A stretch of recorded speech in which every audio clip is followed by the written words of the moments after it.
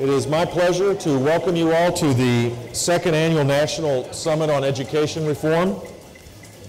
The purpose of Excellence in Action is to ignite a passion in people to transform our education systems where we work, and many of you serve in the public sector, to turn it into a 21st century enterprise where children gain the power of knowledge. We live in perilous times. People are really focused on the economy, but our economy will rebound, and when it does, in my opinion, this issue of education will be the #1 issue, once again, as it normally is, all across the country. So we're delighted to have you here.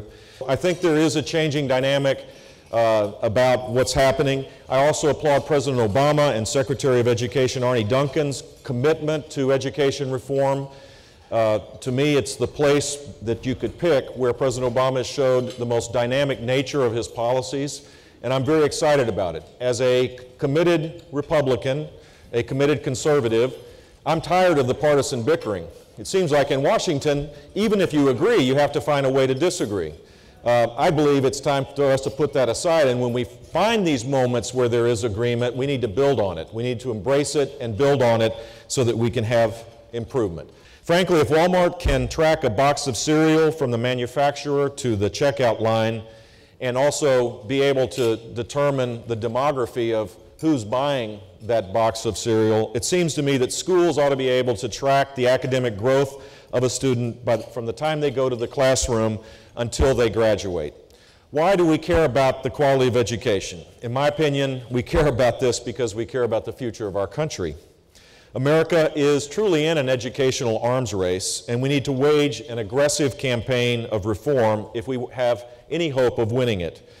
But the good news is, unlike the traditional arms races of the past, in this race, the world wins if America wins.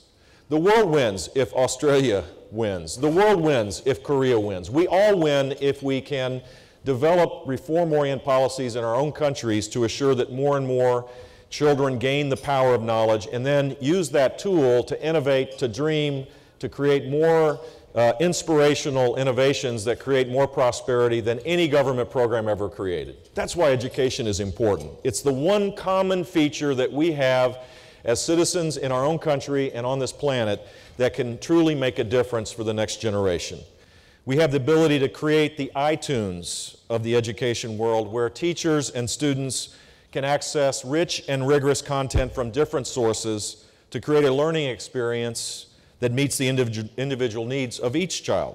Knowing what we know, that a quality education is the single most proven path to prosperity, how can we deny a child that lifeline to that better living and a more secure financial future? That's what this is about, and I'm convinced that a growing number of Americans on the left and the right believe that this is a high moral imperative. Let me emphasize that winning this international education arms race will be a hollow victory if we do not close the achievement gap in our own country. We can no longer tolerate the deepening divide between races and family income that is caused by our failure to fix public education.